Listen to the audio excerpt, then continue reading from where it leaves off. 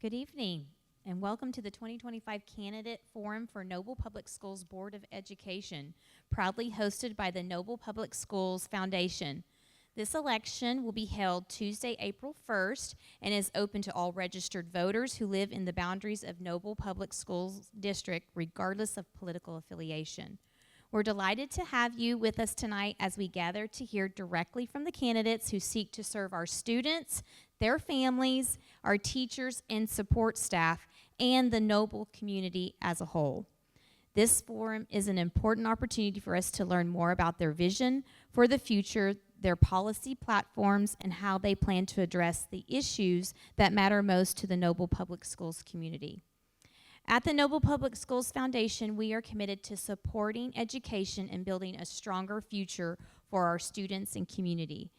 Tonight's events reflect our mission to engage citizens and leaders in meaningful dialogue. We'd like to thank the candidates for participating, and we encourage everyone to stay engaged, ask questions, and be informed voters as we approach this important election for our schools. To our viewers in the audience and watching at home, thank you for being here, and let's get started. I want to introduce to you our moderator for tonight. It's Dr. John Myers. Dr. Myers currently serves as the Assistant Superintendent and Child Nutrition Director for the district. In his 34 years of a public school educator, 31 of those have been here at Noble, and he just recently announced his retirement in June. So we are so thankful and blessed that he's here, and he's served our community and our school for so long. So please help me welcome Dr. Myers.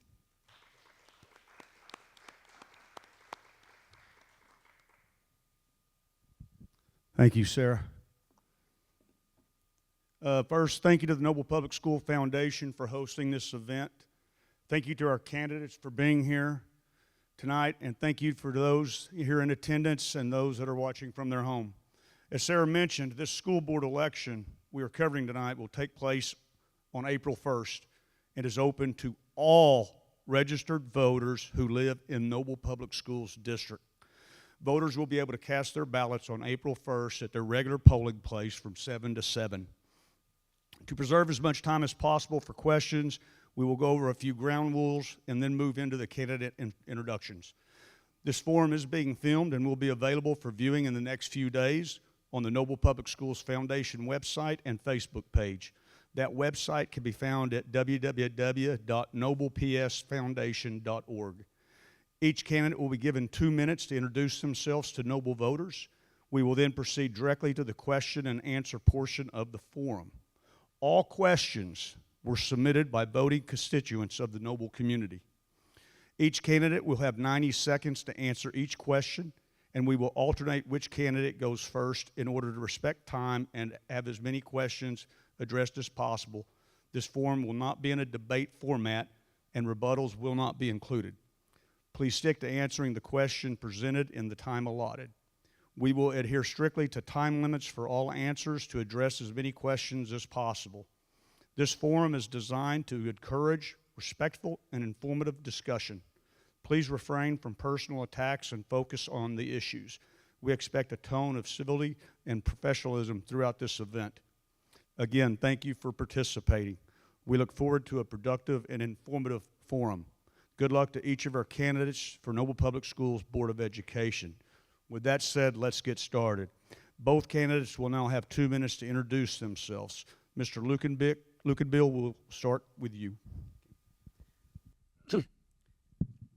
Good evening and welcome. I want to thank everyone for coming and also thank the foundation for holding this event. My name's Leroy Lukenbill. I was first elected to the board in 2015 and currently the board president. I graduated from Noble High School in 1982 and later obtained an associate's degree in municipal fire protection. I have resided in the southern part of the district for 42 years. In 2015, I retired from the Norman Fire Department with 30 years of service. My wife, Billy, is a registered nurse and a lieutenant colonel in the United States Army Reserve with 34 years of service. Our son also graduated from Noble High School as a 13-year senior. She may not want me to mention this, but his teacher was Mrs. Huddleston.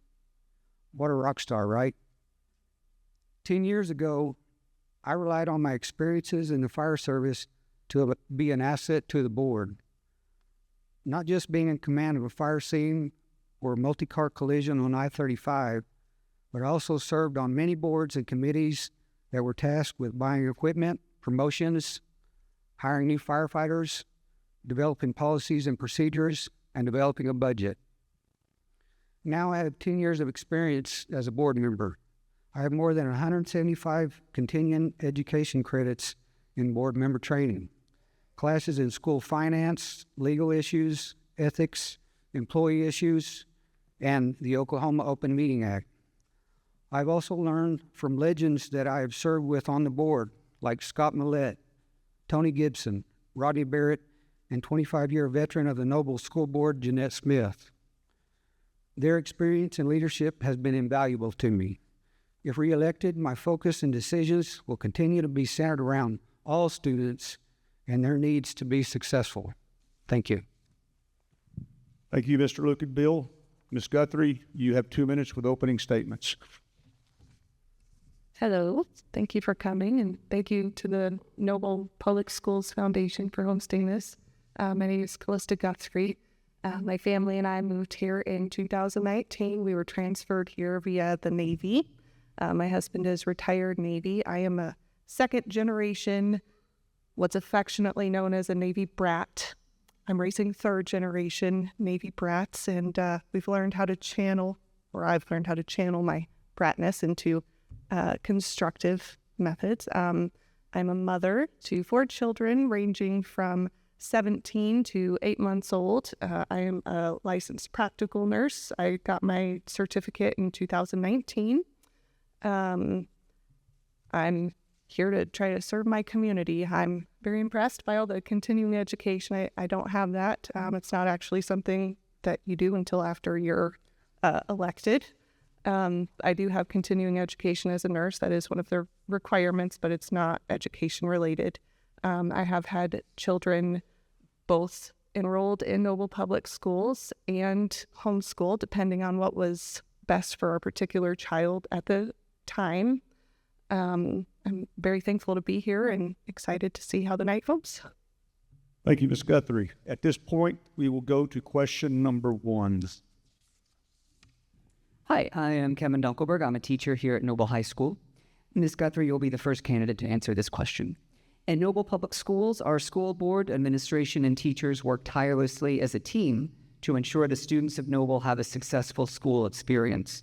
Why are you running for school board, and what background and qualifications do you bring to this role? Well, I care about children. I'm running for school board. I've been very disturbed by the multitude of reports that have come out regarding harm to children, like widespread. And I'd like to make a difference in my community for the children of my community, where I can. Also, I'm a Christian, and it's something I feel like God has led me to do. And that's really, the most important reason for me. But I would like to make a difference for children. Also, for those who exhibit the mama bear qualities of taking care of children. When children are entrusted to anyone outside of their parents, that's a really great responsibility, and empowering the people who are entrusted with that great gift. That's a very big deal. I'd like to be a part of that in my community where I can. Mr. Luke and Bill?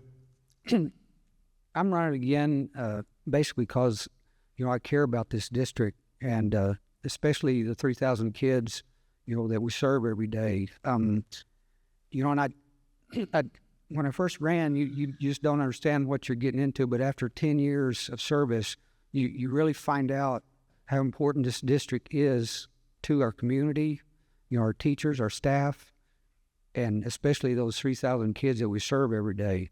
My qualifications, I'll go back to what I stated earlier, a lot of the things I learned at the fire department, the leadership, serving on all those, 30 years of service, those boards, promotion, whatever it was. And I was generally picked to do that, or, we were picked to be on that board. It wasn't just something you signed up for.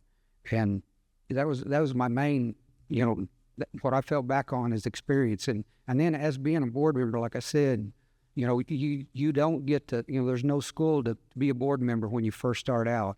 You know, and you have to apply yourself. You have to, you have the, you just want to do as much as you can to be a good board member. And that's where I started going to school. A lot of it's mandatory from the state. But a lot of it I did on my own to become a better, more board member for the district.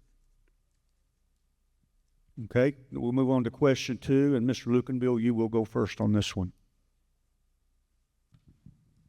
Hi, my name is Candy Millett, and I graduated from Noble. My husband, Scott Millett, also graduated from Noble. Both of our boys went to Noble their entire lives, and Scott and I both served on the school board. So Mr. Lucanville, you will be the first candidate to answer this question. How long have you lived in the district, and in what ways have you actively served the Noble community during that time? Well, like I said, nearly all of my life, and I'm not going to say my age, but I've lived in the same residence for 42 years, and I graduated in 1982. And that was my family's property and stuff, and I've lived there nearly all my life. And when Cody was in school, you know, we were active a lot more, you know, games, this, that, doing whatever. And to be honest with you, since he graduated and my wife's active military, he's active military, my focus has changed. You know, right now, a lot of my service is at the board meetings and stuff, and just schools and anything I can do to better myself. You know, a lot of my focus has changed to support my family, you know, in these last 10 years, and I'm proud of that.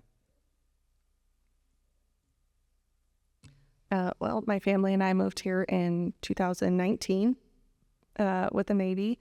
As far as actively serving my community, I've been involved with my neighbors. We've had some incidents, so being part of like a neighborhood watch kind of deal, making sure other neighbors, I don't know, I don't want to get too personal, but, you know, trying to take care of my neighbors has been the main thing, the big thing. I'm trying to serve my community now, maybe get into more, but so far it's been my neighbors. Okay, we'll go to question 3. Hi, I'm Sarah Sewell. I'm the current board president for the Noble Public School Foundation. This question is for Ms. Guthrie first. Do your children currently attend, or have they ever attended Noble Public Schools? If so, what influenced your decision to enroll them at Noble? And if not, why did you choose otherwise? The second part to the question. Additionally, do you believe it's important for a school board member to have their own children attend Noble Public Schools, and why or why not? Okay. Well, like I said earlier, we've had children enrolled in Noble and have homeschooled depending on what was best for the children at the time. Our oldest is with us part of the time, and during the lockdown, he was really struggling with the distance learning where he was. And in Oklahoma, he was able to come in person. So he was able to come down, go to school in person. He really greatly excelled in person and in the, you know, some new classes he hadn't been able to try before. I also have a child who is in preschool. My other son has a more difficult time with transition. And, you know, we noticed that with our 17-year-old coming and going, or my husband deploying and coming home, he would just stop eating. He wouldn't, you know, throw a tantrum or anything. He would just stop eating. And so for him, it was better to just pull back, homeschool for a little while, get some more normalcy for him. Plus, my husband's been able to work from home mostly, so we've been able to make up some time we lost due to deployments. And I think a school board member and a parent, they're two different roles. So I'm not going to the school board as a parent. I'm going to serve the community, take care of all the children, not just my particular child, right? But we did enjoy Noble. Why we chose Noble, for Cody. I'm kind of partial. So my wife's from Perkins, you know. I like OU, she likes OSU. But in reality, we had the choice to put him in Noble, or we could have moved to Perkins, you know, and he could have attended Perkins. We also had the means to send him to private or anything, but our choice was Noble. That's where we chose to make our home. And we did it. We could have lived in Perkins with her family, and he went to Perkins Public Schools or Noble. We chose Noble.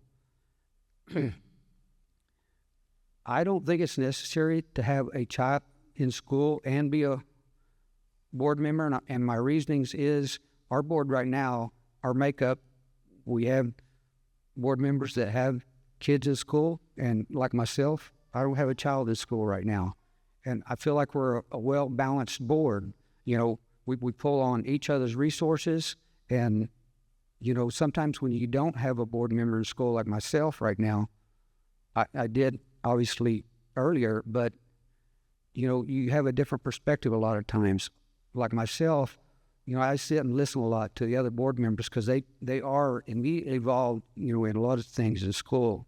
And I can sit back and I just listen, and a lot of my focus is on what they're saying and long term. And so with that balance, you know, I think we work well as a board. Question number 4.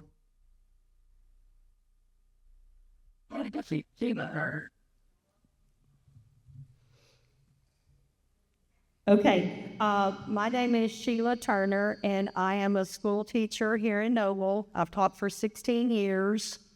Mr. Lookinville, you will be the first candidate to answer this question. List 3 positives of Noble Public Schools and 3 areas for growth.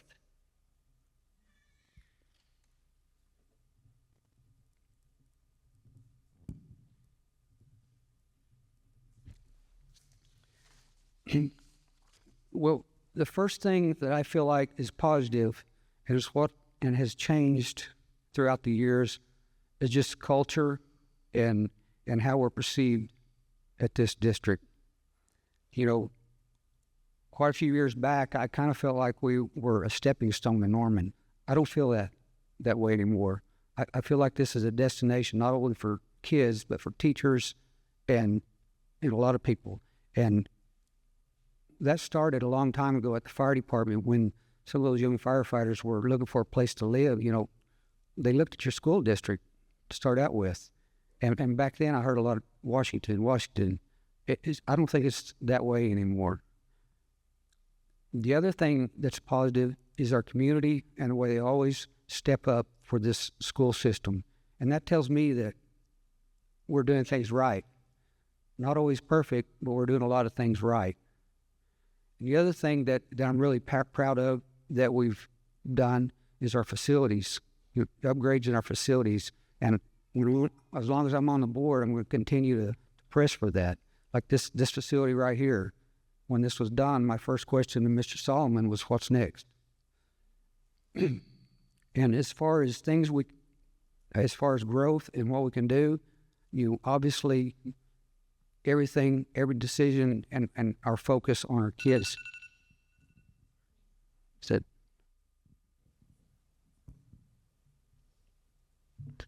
Hi. Okay. During our limited experience, we really appreciated the teachers, the teacher interactions, the community as we gathered together with other students and their parents. We really appreciated that community. I do admire the facilities that have been worked on it. I think it's beautiful.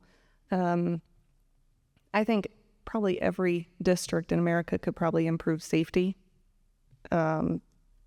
Personally, I would love to see, teachers taken care of better. Like I don't know Noble personally, but I do have family who are teachers, and I watch them as they depend on, the paycheck and different things.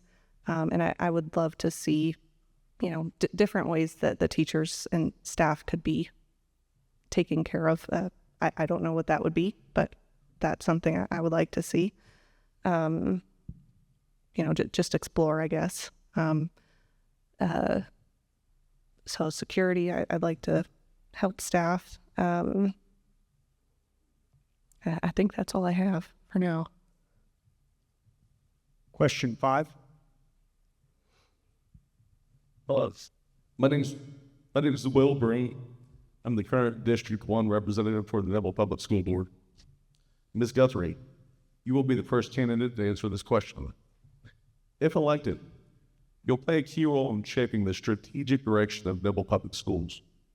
What is your vision for the future of our district, and what are your top 3 priorities for achieving that vision? Okay. Well, like I said, security, I'd love to see ways that security could be improved. I know there's a teacher shortage. I'd love to see maybe incentives for former military or retired military coming in as teachers. They have been thoroughly investigated in their background. Depending on their seniority, they've been training up less senior personnel to achieve goals, right? They've been trained in defense, right? They've already taken an oath to protect this country from every enemy, foreign and domestic. And I think that'd be a really great asset in the safety concerns that are, everywhere and not necessarily really predictable. I'd also love to see, I have a cousin who's also a teacher in Oklahoma, and one of the strategies they have implemented, which I think is just genius, is on they have a half day for their 4-day weeks, and in that half day, they allow students to make up hours from when they've been absent through the week. So that helps cut down on their absenteeism, as does just the 4-day week in general. And then the teachers who work those days are also able to make a little bit extra money. Is that practical for Noble? I don't know, but I don't think it's a bad thing to explore. Okay, my vision is, we have to continue to improve everything. And sustainability is also key to me, because I want this district to go on, long after I'm here, at 50 more years and serve this community, and our students for a long time. My platform, I ran out 10 years ago, and I still go back to it. And my focus is going to be on long and short-term goals, policies, and solutions that are representative of our community and unique to our district, unique to Noble. We're going to continue to provide a safe environment and learning and teaching, and that's a broad scope, but we've done a lot of things, and we're going to continue, on that mission. We're going to focus on improving academic achievement and growth for all students. Always I want to adopt a fiscally responsible budget, and we've done that year after year. I want to provide administration and staff with the best possible resources and support to do their job. And that's a broad scope too, and it comes with, hiring teachers and keeping them here. I want them to stay. We're hiring a lot of rock stars right now, and I want them to continue to stay here and continue to be employed at Noble and hopefully finish their career here. I constantly want to evaluate the strengths and weaknesses of the district and make progressive changes, So, thank you. Question number 6. Hi, my name is Christy Russell. I'm a Noble School graduate, a mother of 2 boys, and I'm a board member at the foundation. This is going to go first to Mr. Lukenbill. Oklahoma is considering a statewide ban on cell phone usage in public schools. What is your position on this proposed legislation? And if it is passed, how do you believe the school board should approach policy development to enforce it? Obviously, we're going to follow state laws, and there's legislation right now, about cell phone use in schools, I think probably what it'll get to is a lot of the same type of policies that come down from the state. They will say, yeah, we want you to ban cell phones, but we're going to leave it up to the district, and they call that local control, and you can opt out or whatever. And basically, they're kind of just straddling a fence, to keep votes. At the school district, we're going to have to decide, one way or the other. We don't get to make a choice. I've seen a lot of different variances of policies and this and that. Personally, I would like to leave it in the teacher's hands, let them manage that classroom. But on the other hand, if it's such a big problem, and creating a problem on learning and moving these students forward, we're going to have to give those teachers support they need in policy. Hopefully, I don't want to complete my stance, and it's not about me, right? When we do this, it's going to be a community effort, a collaborative effort, with our administration, parents, everyone, to find a solution, and it's got to work for everybody, right? And the thing about policies, from my standpoint, we might have a policy on cell phones, but it's not law. If it doesn't work, we'll step up and say, we need to make changes. And, I want to evaluate that policy, like I said. If it works. Well, like Mr. Lucanville said, I don't think there's really an option other than following what the law is saying. Personally, yeah, I agree with a policy against cell phones. When I was growing up, we weren't allowed to have cell phones in school. It's going to be a distraction.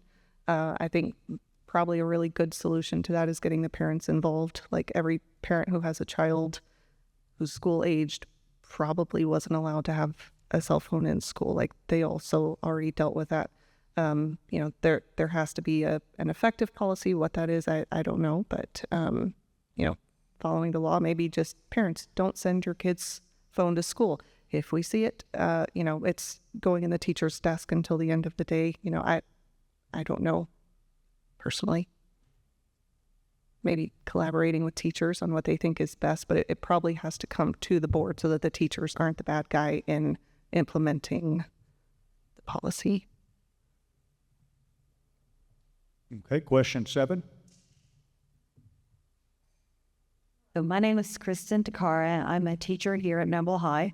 Ms. Guthrie, you will be the first candidate to answer the question.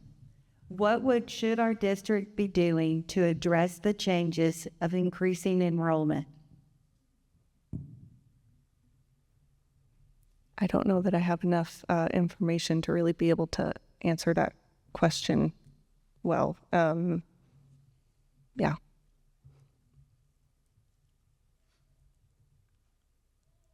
Bottom line, we're going to have to build a new school. If you've been to KID and Hubbard and things like that, when the bell sounds in the evening, it's a traffic jam, and in those lower grades, we are full in a lot of different areas. We're going to have to build another school. And that sounds, okay, that's the easy solution. The hard solution is getting that paid for and having another bond issue and that kind of things to address that issue. But we really need to build another school and, add teachers and keep that class size down. And obviously, the problem becomes money. But we really need to add another elementary school. Okay, thank you. Question number 8. Carson Spring. I'm a graduated from Noble. My daughter's graduated from Noble. My full kids at Noble. My sister teaches there. The question is from Mr. Lucanville first. You will be the first candidate to answer Mr. Lucanville. With 6 out of 10 students at Noble Public Schools qualifying for free or reduced lunch, and many facing family challenges and trauma, how will this influence your advocacy for a student as a school board member? Well, I think we continue having to address that issue, and that's a big issue, not only in Noble but across the state. And I was pretty aggravated, you might say, when we want to turn down federal funding, and not be able to to fund feeding all the kids in Noble, and we had a great program, feeding all summer long. And we're going to have to be creative about how we do that, because, I don't have to sit here and tell you that a child that's hungry is not going to be able to do well in school. We also, I think we need to look further into what the cause of that issue is, and find out in our communities. And that's something that's going to be outside of the district, ability to do, but that's something, just what's causing that, and try to address that at the ground level, with those students. Can you repeat the question? I want to make sure I'm getting the specific portions of it. With 6 out of 10 students at Noble Public Schools qualifying for free or reduced lunch, and many facing family challenges and trauma, how will this influence your advocacy for our students as a school board member? Well, I think we need to advocate for every child, whether, whatever their family situation is, every student deserves to be advocated for. Absolutely. I don't know that I have a solution for issues like food at this time. It's something I would have to explore more. But if they have a great background or not a great background, every child's going to deserve the same level and effort to be advocated for. And I don't mind being a squeaky wheel when it's necessary to advocate for children. Those are the people you do work hard and advocate for, the people who don't have a voice, For trauma specifically, I know there's a program with social workers coming into the school, correct, to act kind of as a counselor when children need it. One thought I did have was, in the event Noble's able to go to maybe a half day on one of the 4-day weeks, could the children who are coming, in the event they're coming to try to make up hours, could there be classes focused maybe on the areas where they're struggling, like, okay, maybe there isn't a whole lot of support at home for reading or math or something, having some additional tutoring for those areas on those days? Right.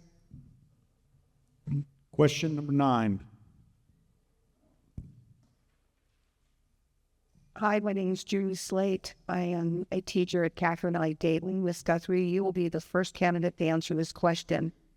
What specific goals do you have for improving academic outcomes for our students, and who is accountable if these goals are not met? I'm not sure what all the laws are specifically. One of the beauties of homeschooling is I'm able to pick myself what curriculum I want my children to be doing, and I can, it's a one child class size. Okay. So I would really have to look into what all the curriculum red tape is regarding academic outcomes. I know I have a sister-in-law who's a teacher, and she's been very frustrated with the multitude of different standards that come down from the state level, and that's not something a school board is really going to be able to change unless we're being a squeaky wheel and saying, hey, what you're doing is causing a problem, please stop. As far as who's accountable, I don't know if there's a law regarding that. Taking care of the children is absolutely a team effort. If in the event it's a child who's really having a hard time at home, there's many issues going on. It's not just the teacher or policies or even, the state level trying to figure out, okay, well, what can we do to make things better? It's a very teamwork, many wheels that caused maybe the issue, not just one particular entity. I don't have a lot of advice for a teacher, in your classroom and how to improve achievement in this. But what I do know is we've got to keep class sizes down. If they're up around 20 or, like they are in some areas, just common sense tells you that's a lot more, that's a lot harder to teach 20 kids than if we had class sizes at 10. I'd love to get them to 10, but that's probably not going to happen. But that goes into, you know, building that school and just working, you know, day to day, trying to keep those class sizes down in our district. And, you know, what we do here, and I'm very proud of, is, you know, our money, we take care of it and try to keep those teachers, keep those class sizes down. And, you know, that would be my focus, keeping class size down. That's what I know I can do. And as far as, you know, monitoring that and what it looks, you know, from my standpoint, I'm not a big testing guy. I don't really focus on, I did when I first started, you know, looking at test scores and this and that. But now I really rely on, you know, our staff and our teachers, because they see these kids every day. And a lot of what I hear, you know, is not really about how these test scores are going up, but are they growing as a student, growth in every student. And I really trust them and what they're doing in the classroom and those outcomes. And that's what I use as a gauge, is how we're doing at Noble. Okay, question number 10. Hi, I'm Amanda Aragon. How are you? I'm a Noble graduate, a parent of 2 Noble children, and a teacher at KID. Mr. Lucanville, you'll be the first candidate to answer this question. It is no secret Oklahoma is facing an extreme shortage of qualified teachers in our classrooms. What are your plans to recruit and retain quality teachers for the classrooms of Noble Public Schools? Well, we're going to have to find a replacement for Dr. Myers. You know, because, I mean, that was his wheelhouse, and I don't know how they did it a lot of times, but, you know, here in Noble, I'm proud that, you know, our staff has been able to recruit quality teachers, and sometimes they won't tell us how they do it, but they'll go out and get somebody from a different district or whatever and put it in place. And I think, you know, more than that, they just care about, and they go out and recruit, you know, and a lot of times it does have to do with our budget stuff. You know, I've seen them, we may not need this teacher right now, but they go find somebody, they go get one, and they bring her in our district and put her in or put him in and find a spot because they know that's a great teacher. And as far as retention, you know, I'd like to say I'd sit here and give everybody a raise, a $5,000 raise, but we're probably going to get called in Monday, and Mr. Solomon will say, well, how are you going to pay for that? So from my standpoint, you know, we're bound by states, you know, and what their money and stuff like that. But a lot of it has to do with working conditions and stuff like that, and the culture and how we treat our teachers and support and all of our employees, and make this a district that they want to work at. And that's where I could, you know, focus and have that culture and our standards.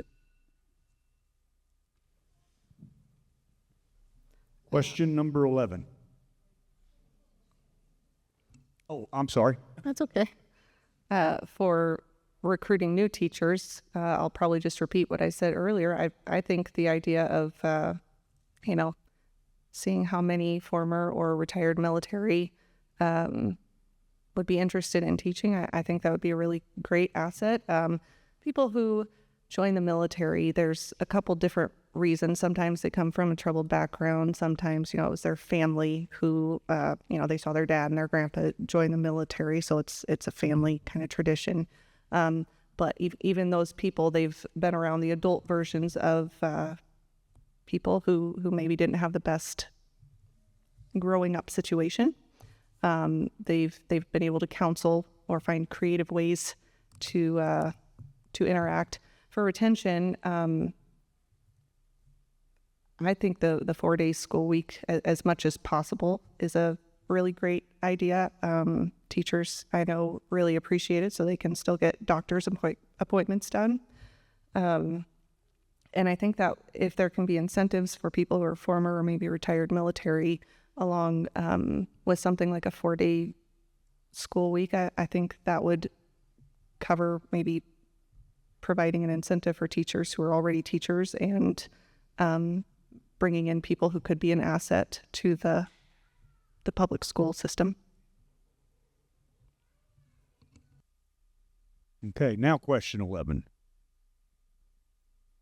Hi, I'm Amy Radke. I'm a science teacher here at Noble High School. Ms. Guthrie, you will be the first candidate to answer this question. Noble Public Schools currently relies on approximately $5 million in federal funding, which makes up 23% of our budget and supports core services like child nutrition, Title I programs, special education, and school safety, and so much more. With the proposed dismantling of the U.S. Department of Education and potential serious funding shortages that could result from this action, how do you plan to lead the district through this transition and minimize the fiscal impact on our most vulnerable students?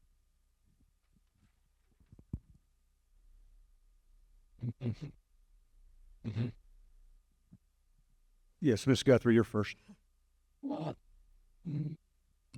Okay. Well, I actually called the state Department of Education to try to get some more information on that. And I was told, until it happens, we really can't give you any information. And then once it does happen, or, in the event it does happen, that's something that the Department of Education once again deflected to the legislators in the state. So I sent a message to our local, legislator for the state and got no response. So I don't know. If the funding's coming to the states, that's something it's going to have to be evaluated when it happens. I don't think there's really a way to predict, what they're going to do, how they're going to do it. As far as taking care of the children, I don't know where in the budget there's room, but I have a hard time seeing anyone at the school be acceptable with children not eating.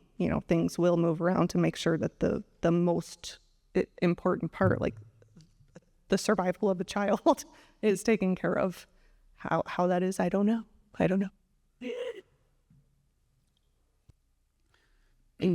Well, like I said, I went back, back to what I said earlier. We can't just not take federal funding. I mean, that makes absolutely no sense to me. That's our taxpayers' dollars, and that, like I said, I couldn't. That floors me. But actually, this morning I listened to our new education secretary, and her explanation was the department's going to go away, but all that funding is, instead of going through that department, it's going to go directly to the state. Now, we can sit here, hope that happens, and hope, it gets to the state and then down to our level. But, I think we're going to have to be strong advocates. And if that does happen, we're going to have to be at the state. We're going to have to be contacting our representatives and make sure that funding does go to our state and to our district. Okay, I believe we do have additional time, so we will go to question 12. Christy Robertson. I am a school counselor here in Noble, and this question will go to Mr. Lucanville first. Our transportation team has been understaffed for years, regularly relying on administrators, faculty, and staff to drive daily bus routes. What solutions do you propose to address this ongoing problem? Yeah, we know firsthand that's a problem, and it has been a problem not only with our district, a lot of districts, and a lot of the problem is the pay. And again, we're strapped by the state, and how we fund support and this and that. And we did have a lot of administrators, and still do, that drive those routes. One of the problems with our district is it's vast spread. We got a lot of bus routes, a lot of buses, and what we have to do from board standpoint is continue to get buses, buy buses, but also we're going to have to look to ways to recruit bus drivers. And I know we've done some things, but we're going to have to continue to find ways to improve the pay for bus drivers and recruit bus drivers, because they're the first ones that see your children, and the last ones to see your children, and sometimes the pay for that is not where it should be. And we're going to continue to work on that and hopefully recruit more bus drivers. Well, once again, I'm not aware of what all the red tape and regulations are, but my first thought would it be possible to maybe transition from a bus to a van, and therefore eliminating the need for the special license, for maybe the routes where it's not quite as many children. Would that maybe help increase the retention or the hiring? But again, it is very strange hours, so I don't know. And that's going to cost money. Everything costs money. You don't become a school board member. I do know you don't become a school board member and have a blank check that you get to write to just make everything magically happen. Okay, we still have additional time. We will go to question 13, our final question of the evening. All right, my name is Megan Stevens. I'm a middle school teacher here in Newell. So, Ms. Guthrie, you'll be the first candidate to answer this question. What is your stance on sending public tax dollars to private schools in the form of school vouchers and tax credits, particularly in relation to the impact on public education funding? I've heard opinions on that. It's not something I have researched to see how all the dollars work specifically. I do think the first educators for the child are the parent. So I do think the parents having that choice, being empowered to make choices, is important.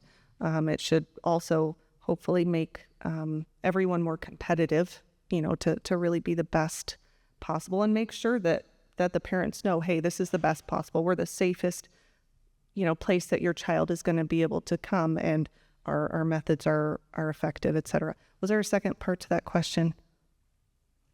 Was it? Particularly in relation to the impact on public education funding. Okay, yeah, I would need to really research that more to know exactly how it's impacting it. I've been told, but I haven't personally researched it.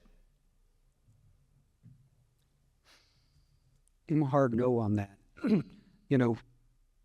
I have nothing against private schools and other schools other than public education, but I don't understand the reasoning of taking taxpayer dollars and giving it to private, schools or anything private for that matters.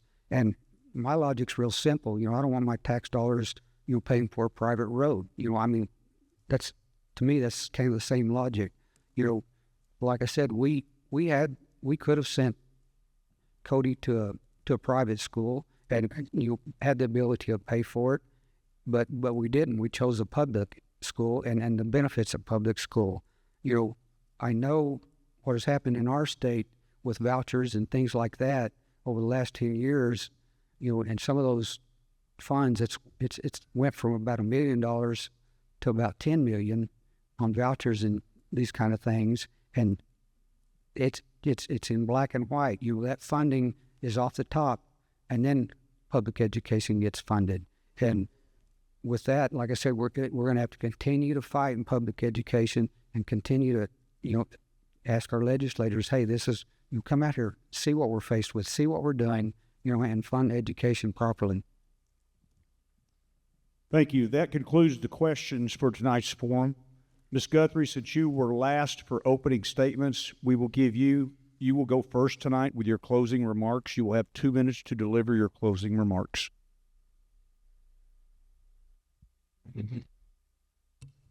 Thank you for having me. Thank you once again, Noble Public Schools Foundation, for hosting this event, putting everything together. Thank you for your consideration and for taking the time to listen and really be engaged and try and figure out who I am. It was nice to meet you. Thanks for coming. And that's about it. Vote April 1st. In 2015, I vowed to bring integrity, honesty, transparency, professionalism, and a positive attitude to office number 5. If I haven't lived up to that, I expect to be called out. I ran on a platform that I still reflect on today and will continue to use to guide me in the future. My focus will continue to be on long and short-term goals, policies, and solutions that are representative of our community, unique to our district, and meet the needs of our students. I want Noble Schools to be the choice, not just for those of us that have been around for a long time, but for our students, our staff, all of our community and surrounding communities, and those that also want to make our district their new home. As an alumnus and longtime resident of the district, I'm proud of the progress and achievements that have been made, and I look forward to the challenge to continuing the development of a quality school system that the kids of Noble deserve. I would appreciate your support on April 1st. If you have any questions or concerns, I may be reached at 405-226-3812, and my email is llucanbill@gmail.com. And also, if you just want to talk, I'm available. Again, thanks to everyone for attending, and I appreciate your support and support of Noble Public Schools. Thank you, Mr. Lucanbill and Ms. Guthrie, for taking the time tonight to participate in this important conversation within our community. Thank you to the Noble residents that are attending tonight's forum, whether in person or online. Thank you to all of our Noble Public Schools faculty and staff for all you do every day to shape the future of our community, state, and nation. Thank you to the families of Noble Public Schools for trusting us with your children's education. And thank you to the Noble Public Schools Foundation for hosting tonight's community forum. Please share what you've learned from this forum with your neighbors and encourage them to participate in this very important election that will impact the future of Noble Public Schools. Both candidates have been invited to share their campaign materials with constituents, and we'll be available in the lobby after the forum to visit with constituents one-on-one.